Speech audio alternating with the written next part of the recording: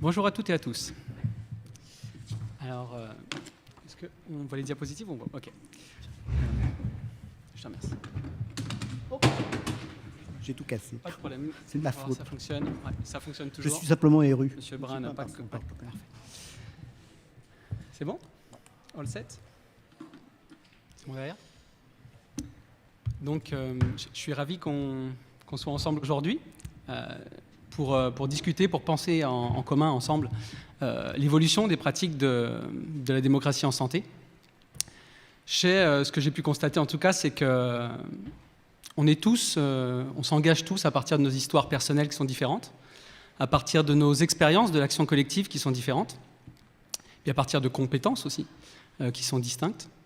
Mais ce que je constate, c'est qu'on est tous et toutes animés par un élan militant, un élan d'engagement qui est similaire et qui est celui du développement des pouvoirs d'agir sur notre santé et surtout sur les conditions de vie dans lesquelles nous pouvons être en santé. Quand on parle de démocratie en santé, souvent on utilise ce terme-là de manière comme un signifiant vide, on appellerait ça. C'est un mot qu'on utilise un petit peu pour décrire une diversité de perspectives. Pour cela, je voulais citer une citation qui m'a beaucoup parlé, qui est celle de Thomas Stearns Eliot, qui est un poète et dramaturge américain, où il dit « Quand un mot est devenu si universellement sanctifié que l'est maintenant le mot démocratie, je commence à me demander s'il signifie encore quelque chose en signifiant trop de choses. » On utilise souvent ce terme-là pour décrire des types de contributions à la société, et à notre système de soins notamment, qui ne correspondent pas nécessairement à ce qui était fondamentalement des pratiques qu'on dénommait démocratiques. C'est-à-dire où on avait une forme de souveraineté de l'individu sur la capacité à influencer ses contextes de vie. On pourrait se poser aujourd'hui la même question sur le mot du partenariat, des patients partenaires ou des représentants des usagers. Ils décrivent une diversité assez grande de pratiques et de façons de contribuer à notre société. Et donc, quand on entend la question « Où en est la démocratie en santé ?», j'aimerais bien la traduire par quelque chose d'un peu peut-être plus précis, qui est plutôt où en sommes-nous dans notre capacité, dans nos pouvoirs d'agir sur notre santé, sur celle d'autrui et sur celle des concitoyens avec qui nous partageons notre communauté de destin. Ou, peut-être même plus intéressant, quel est notre pouvoir d'agir à nous, individuellement et collectivement, sur les conditions de pratique des acteurs de la santé. Et donc, on va essayer de répondre davantage à cette question-là de manière un petit peu plus circonscrite. Par exemple, quand nous constatons toutes et tous dans les soins des comportements inadéquats de la part des professionnels de santé ou même des usagers, on pourrait le faire dans les deux sens, quelle est notre réelle capacité à changer et à agir sur les conditions de pratique des professionnels de santé, à la manière dont c'est organisé, ou même sur la pertinence des compétences qu'ont les professionnels de santé pour prendre soin de nous, pour nous aider à prendre soin de nous. C'est les concepts que vous avez entendus de patients enseignants, de patients formateurs, de patients ressources qu'on a pu voir tout à l'heure. Comment je peux contribuer directement dans les instituts de formation initiale et continue des professionnels de santé au développement de ces compétences qui vont permettre des comportements adéquats dans le cadre des soins. Donc, questionner la démocratie en santé, c'est surtout questionner notre degré d'influence, non pas juste sur le système de santé, mais sur cet écosystème humain et technique, beaucoup plus large, ancré dans la communauté, ancré sur les territoires, ancré dans notre vie quotidienne,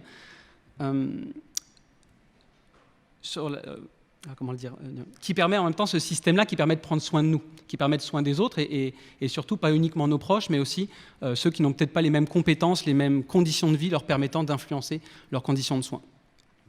Donc, dans cette perspective, je félicite vraiment les membres et l'équipe de France Asso Santé d'avoir organisé cet espace qui, pour moi, est un espace de dialogue entre les représentants d'usagers et les patients partenaires qui est urgent et nécessaire.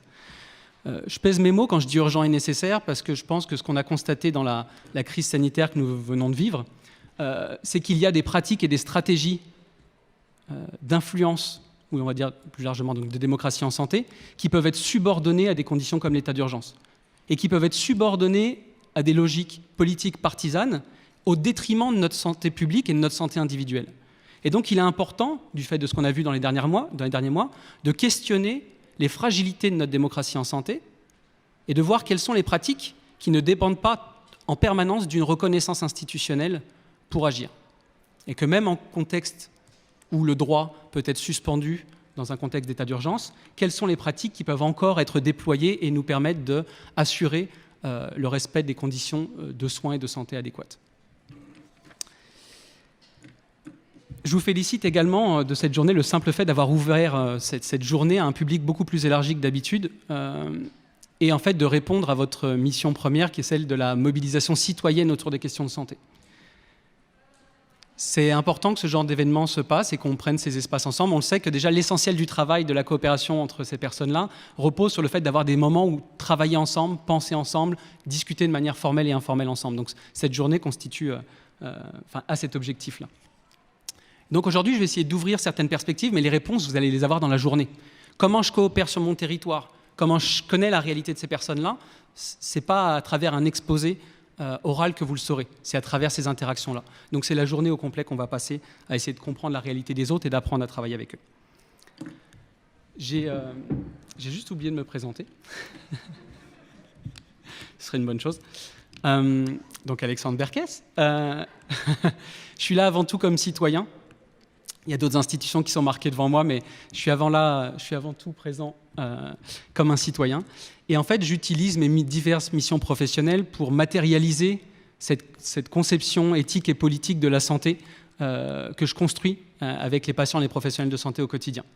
Et de ce fait-là, quand je me suis par exemple occupé de la réforme du programme de médecine à l'Université de Montréal en 2010, ça a été l'occasion, en rencontrant un patient, un leader de la démocratie en santé au Québec qui s'appelle Vincent Dumez, ça a été l'occasion d'intégrer les patients enseignants, de favoriser leur intégration à la faculté et de voir qu'aujourd'hui, en 2020, il y a plus de 300 patients qui sont aujourd'hui des patients enseignants à l'Université de Montréal. C'était le moyen de lier ce travail d'éducation populaire, ce travail d'engagement communautaire au sein, grâce à des vecteurs et des missions institutionnelles qui permettent, à travers ces coopérations avec les professionnels de santé, de contribuer à la transformation et à l'amélioration des compétences des professionnels de santé. Oui, comme je n'ai pas prévu la présentation, je la fais un petit peu live. J'ai développé un petit peu ces pratiques de coopération entre les usagers, les patients, les aidants et les professionnels de santé pendant plus d'une douzaine d'années, dont une dizaine d'années au Canada, où on a accompagné justement des établissements de santé, des institutions de formation, des réseaux de recherche, à l'intégration, à la reconnaissance déjà, à travailler à la capacité des professionnels à reconnaître la pertinence des compétences qu'on peut développer à travers l'expérience de la vie avec la maladie et des soins et services de santé, donc déjà de le reconnaître, mais ensuite d'apprendre à travailler avec ces personnes-là. Ce n'est pas quelque chose pour lequel on est forcément outillé, ce n'est pas quelque chose avec lequel on a forcément le temps. On va voir que la question de la temporalité revient souvent. Et donc même les conditions, même quand vous rencontrez des professionnels de santé qui ont le goût de le faire, dans beaucoup de cas, ils ne sont pas dans les conditions adéquates pour le faire et ça les met soit en difficulté, soit ils s'essoufflent au bout d'un moment, etc. Donc on va voir qu'on ne peut pas uniquement prendre ça d'un bord, mais qu'on a besoin, avec les professionnels de santé, de travailler à des conditions nous permettant de travailler davantage ensemble. Et que ça ne repose justement pas sur des patients comme des professionnels de santé, si hors du commun en termes d'énergie et de compétences, qu'on ne pourra pas faire tenir un système démocratique comme ça. On va reproduire une élite du côté des professionnels de santé comme des patients qui ne donnera pas les résultats escomptés par rapport à ce qu'on veut en termes de démocratie en santé. Et donc ça fait 2 années que je suis de retour en France et je continue ce travail-là aux Hospices civils de Lyon, au CAPS Bretagne, qui est une structure régionale d'appui à la qualité et à la sécurité des soins, et à l'École des hautes études en santé publique. Donc, comment on va procéder? Je vais vous poser 2 questions structurantes. La première est quelles sont les manières de contribuer à l'avancement de la démocratie en santé? Et pour le retraduire dans les termes que je vous ai donnés tout à l'heure, petite pause. Est-ce qu'il y a quelqu'un qui me montre le temps ou est-ce que Ok, donc tu me fais un... Ok, on va voir ce que ça donne. Okay. Quelles sont les manières, je vous repose la question différemment, quelles sont les manières d'augmenter notre pouvoir d'agir sur les environnements sociaux, de soins, institutionnels qui déterminent notre santé? Alors il y a deux registres principaux d'action. Vous les connaissez, mais on va peut-être les détailler. Il y a celui de la participation et il y a celui de la représentation. Celui de la représentation, il y a une partie des personnes qui sont présentes aujourd'hui qui le connaissent mieux. On le nomme aussi démocratie indirecte, parce que justement on représente les intérêts des personnes, les personnes qu'on représente viennent nous parler, on est en interaction avec eux, on comprend leurs intérêts, leurs besoins, leurs attentes, et on vient représenter ceux qu'on a travaillé avec eux à d'autres personnes dans des institutions, enfin dans des chambres délibérantes. Et d'ailleurs, si je prends le slogan de l'Association française des hémophiles qui m'a été partagé par Thomas tout à l'heure, Thomas Sagnier, le slogan était « La démocratie, c'est aider la vie et porter la voix ».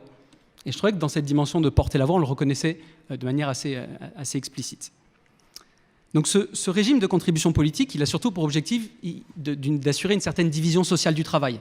C'est-à-dire On considère que ce n'est pas le travail de chaque citoyen, tous les jours, d'exercer son pouvoir d'agir sur son environnement de vie. Et donc, il y a des personnes à qui on va déléguer ce pouvoir, et c'est eux qui font ce travail-là au quotidien. Et ça peut fonctionner, cette manière de s'organiser socialement, si ces personnes qui sont des représentants font ce travail d'ancrage avec la communauté et qui puissent donc connaître au quotidien quels sont les besoins et les attentes de ces personnes-là. Donc, l'avantage, par exemple, de la représentation notamment, c'est qu'il s'effectue dans un cadre institutionnel qui est légal et formel. C'est-à-dire qu'à la fois, on balise la mission, donc on la circonscrit d'une certaine manière, mais par contre, on la maintient et on la garantit dans le temps. Bon, sauf état d'urgence. Ce qui fait qu'aujourd'hui, dans un établissement, si on commence à travailler avec des patients partenaires, du jour au lendemain, si on décide de ne plus vouloir travailler avec, on peut s'en séparer. On peut arrêter la coopération. Ce qui n'est pas le cas avec un représentant des usagers. Donc la représentation des usagers du fait de ce travail institutionnel et de cette reconnaissance institutionnelle, doit baliser sa mission, on la fixe. Il y a des marges à l'intérieur, on s'entend. Mais par contre, elle est garantie de ce fait-là par le droit. Et ce qu'on va voir, ce qui n'est pas nécessairement le cas de la participation. Mais par contre, il faut nous garder à l'esprit que la démocratie indirecte, la démocratie représentative, elle a été fondée par des antidémocrates. Que ce soit les pères fondateurs des États-Unis ou les personnes qui montaient la Révolution française, c'était des personnes qui avaient peur du peuple, qui avaient peur de donner le pouvoir au peuple. Et j'ai même une citation d'un des premiers vice-présidents du premier président des États-Unis, qui s'appelait donc John Adams, et qui considérait que la démocratie, c'était uniquement le régime de l'arbitraire, du tyrannique, du sanglant et du cruel. Et donc on s'est dit, OK, pour démocratiser un petit peu les choses, mais par contre, on va essentiellement mettre des représentants parce que le peuple sont totalement irrationnels. C'est des gens qui ne sont pas capables de se gouverner par eux-mêmes. Donc, il nous faut des personnes compétentes, cohérentes, objectives, qui sont capables de nous représenter. Donc, il faut qu'on garde ça à l'esprit aussi. Ce qui peut arriver aussi dans le travail de la représentation, c'est que quand on délègue ça, on passe tellement notre temps à s'occuper d'autres choses. Je vous donne l'exemple dans la représentation des usagers. Une fois qu'on a nommé notre représentant des usagers, on a l'impression que c'est lui qui va faire le travail pour nous et que nous, on peut vaquer au quotidien à toutes nos autres activités et qu'on n'a pas besoin de s'engager individuellement, de participer directement à la démocratie en santé parce qu'on a des représentants des usagers ou des membres d'associations. Il faut les deux. Ce n'est pas une déresponsabilisation, ce n'est pas une délégation totale. C'est une manière de donner à certains les conditions dans lesquelles faire l'exercice pleinement. Mais il faut qu'on soit en coopération permanente avec ces personnes-là. Il faut que nous-mêmes, on ait cet ancrage politique, cet engagement quotidien à la démocratie en santé en tant que citoyen, en tant que personne vivant sur le territoire au sens large. Et donc la seconde, c'est la participation, c'est celle de la démocratie directe. Dans ce cas-là, il n'y a pas d'élection, il n'y a pas de désignation, et les personnes expriment directement leurs intérêts, leurs besoins et les conditions de vie ou de soins dans lesquelles ils souhaitent vivre. Mais par contre, ces personnes-là peuvent quand même s'associer, c'est ce qu'on verra. Ce n'est pas parce qu'on fait de la participation citoyenne, qu'on n'a pas de représentants, que la dimension collective est forcément absente.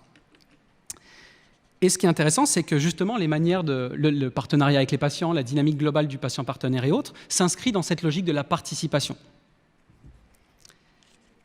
Ce n'est pas nouveau. Les gens, depuis toujours, ont participé à leur communauté politique d'une manière ou d'une autre.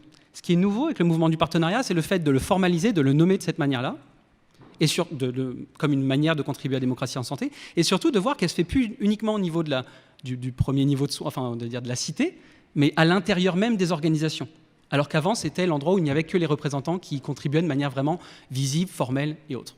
Aujourd'hui, on reconnaît un autre type de contribution à la démocratie en santé dans les établissements et dans d'autres territoires de santé, qui est celle de la participation directe des personnes concernées.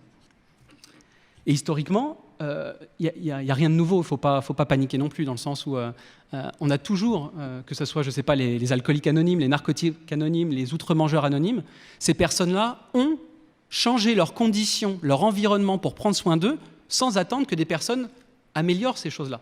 Ils se sont organisés entre pairs pour créer des conditions dans lesquelles prendre soin de leur santé et celle de leurs pairs. De ce fait-là, la participation directe, on connaît ça, on a l'habitude. Peut-être pas sous cette forme qu'on voit émerger. Que ce soit l'éducation thérapeutique, c'est pareil. C'est des personnes directement concernées, qui sont élues ou désignées par personne, mais qui, à partir des compétences qu'ils ont développées dans leur trajectoire de soins ou de vie avec la maladie, vont accompagner des pairs en coopération avec des professionnels de santé.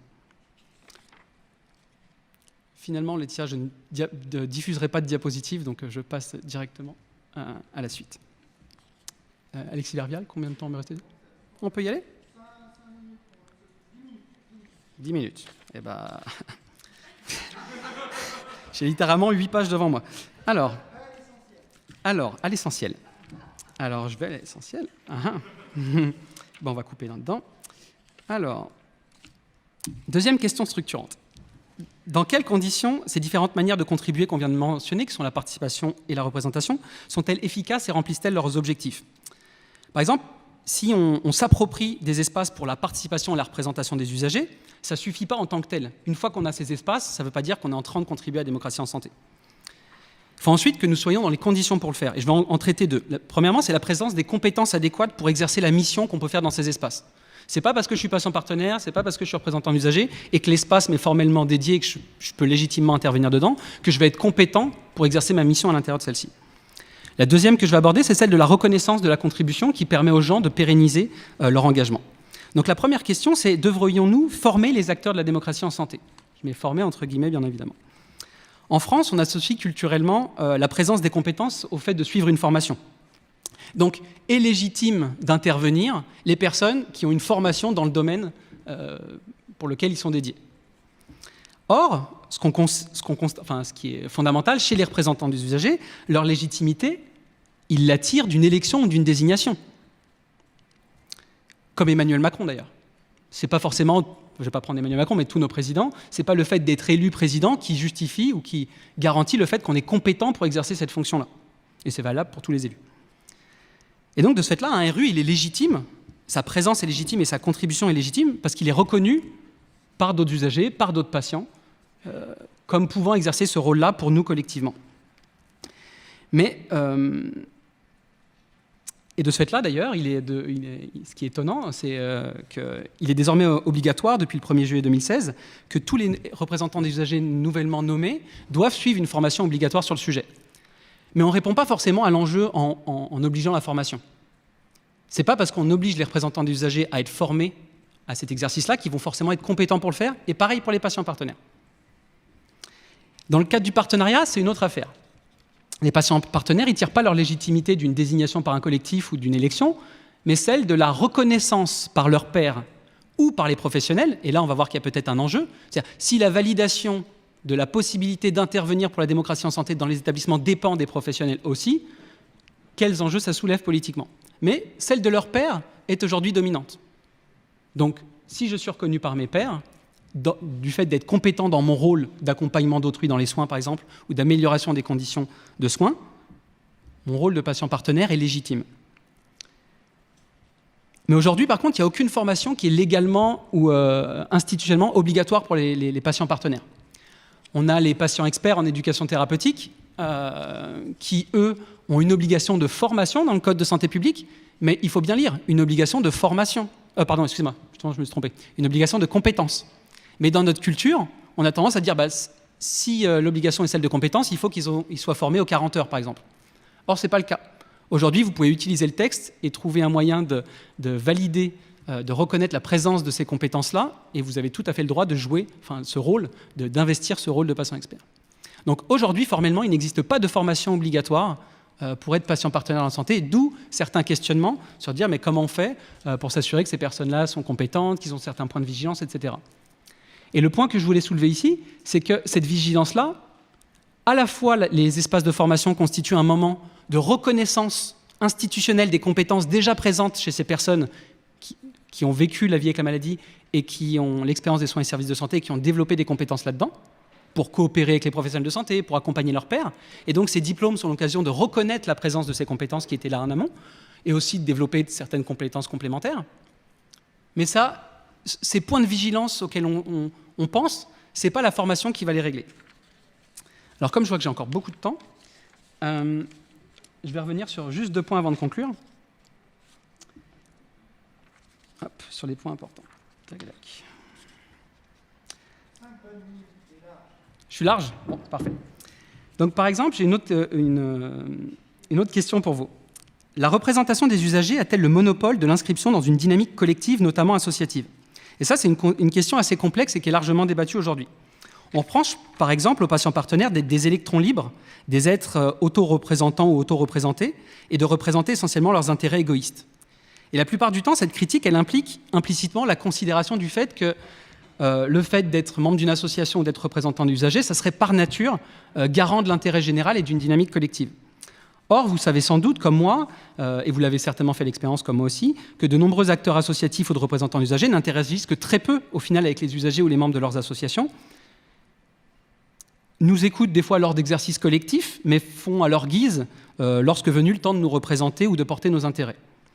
Et inversement, nous sommes plusieurs ici à avoir fait l'expérience de rencontres de travail collectives entre des patients partenaires à l'intérieur d'un établissement ou dans une faculté, par exemple, pour identifier des actions permettant d'agir contre les pratiques d'instrumentalisation qu'on voit être faites contre nous. Opposer donc ici la participation et la représentation sur leur essence qui serait respectivement individuelle pour la participation et collective par nature de la représentation, ça me paraît à la fois analytiquement erroné et surtout politiquement dangereux. Parce que ça nous fait à la fois perdre de vue les possibles projets collectifs qui peuvent être portés par des patients partenaires, et à l'inverse, nous survalorisons par défaut des actions associatives ou de représentants d'usagers qui seraient intrinsèquement collectives, sans être vigilants au fait que plusieurs ne le sont pas nécessairement. Et dernier point avant la conclusion. Il est régulièrement mis en avant, surtout en sciences politiques, que le fait d'être concerné et impliqué directement par des décisions, le fait que ça va nous impacter directement les décisions qu'on va prendre, ça augmente fortement notre effort à prendre une bonne décision et surtout en évaluer rapidement la pertinence une fois qu'elles sont appliquées. Par exemple, si je suis le parent d'un enfant diabétique pendant la période de Covid, la quantité de temps, d'énergie et l'intelligence que je vais développer pour m'assurer que mon fils est dans les conditions adéquates pour ne pas attraper le Covid, certainement qu'elle va être beaucoup plus accrue qu'une personne peu à risque. Me sentant concerné, étant directement concerné, je vais investir ces choses-là et m'assurer que quand j'expérimente certaines pratiques, elles fonctionnent. Et je vais valider et m'assurer que ça fonctionne. Et de cette perspective, et compte tenu que de nombreux représentants d'usagers, notamment, ne sont pas nécessairement des personnes directement concernées par les décisions de santé prises dans les établissements ou les institutions, il est important à la fois que nous renforcions le travail de coopération entre les représentants d'usagers et les usagers pour qu'on réinvestisse pleinement notre rôle. Quand on est représentant d'usagers, on investit pleinement ce rôle d'ancrage dans le collectif. Donc il faut qu'on le renforce parce qu'aujourd'hui, le cadre est disponible, on a la marge. On n'est pas forcément outillé, on n'est pas forcément accompagné, on n'est pas forcément dans les conditions pour le faire. Mais par contre, c'est ça qui fonde la légitimité de notre action. C'est cet ancrage-là. Et à la fois considérer des modalités complémentaires de participation. Alors, c'est bon ? Alors, dernière question, celle-là elle était importante, en plus c'est dommage ça aurait été dommage de ne pas la traiter. Rémunérer les patients partenaires peut-il nuire à leur mission d'acteur de la démocratie en santé ? Alors, est-ce que cela peut nuire en tant que tel ? Je pense que dans les conditions financières qui sont instables et parfois anxiogènes dans lesquelles sont plongés plusieurs patients ou aidants partenaires, oui. Est-ce que cela nuit par nature ? C'est-à-dire que l'essence même de la rémunération peut amener une personne à favoriser ses intérêts personnels ou ceux d'un groupe restreint plutôt que de travailler à la prise en compte d'une plus grande diversité d'intérêts et de besoins possibles ? Je pense que non.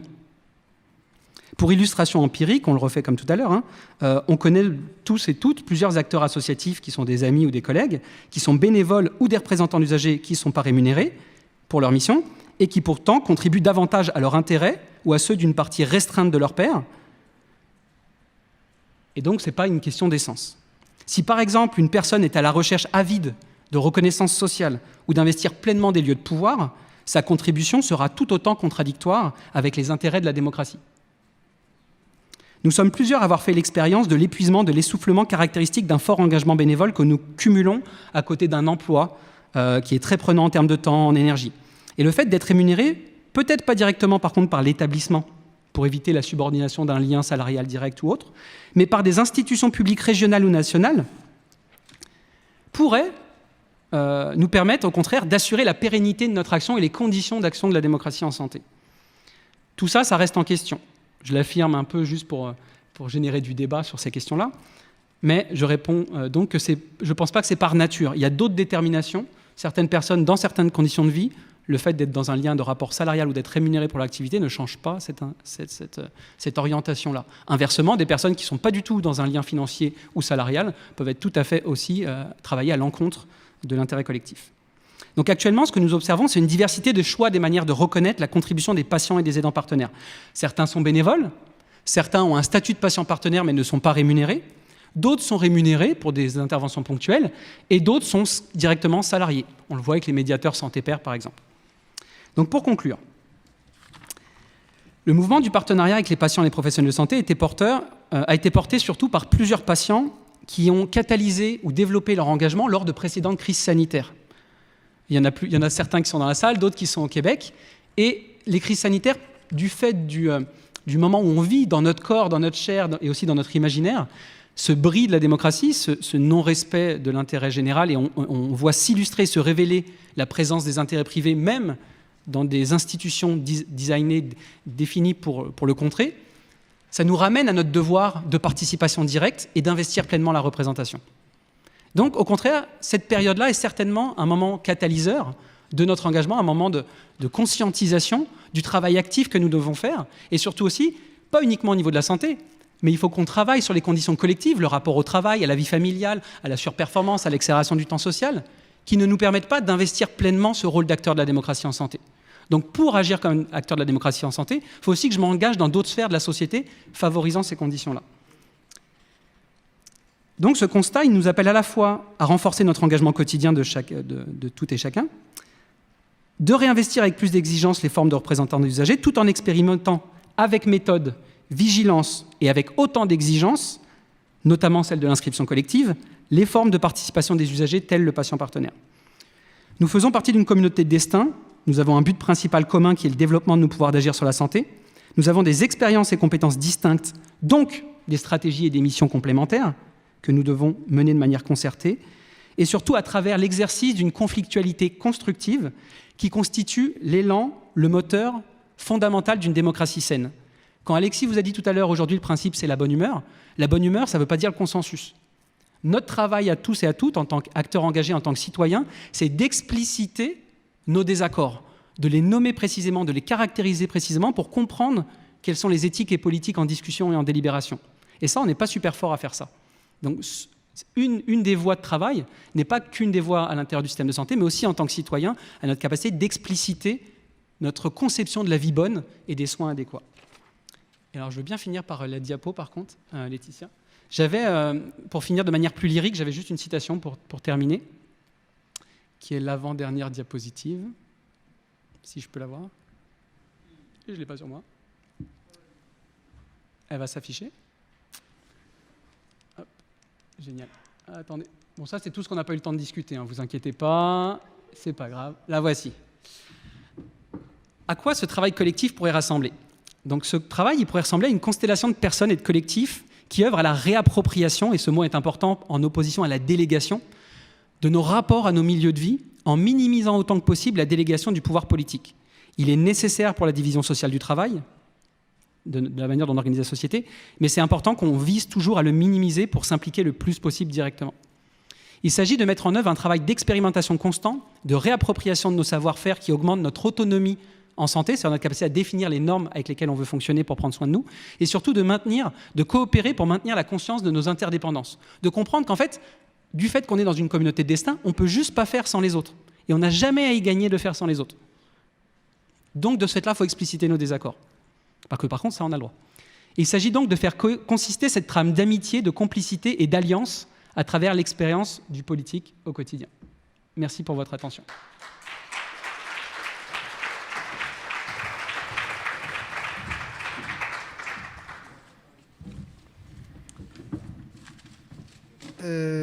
Ok. Merci, Monsieur Berkès.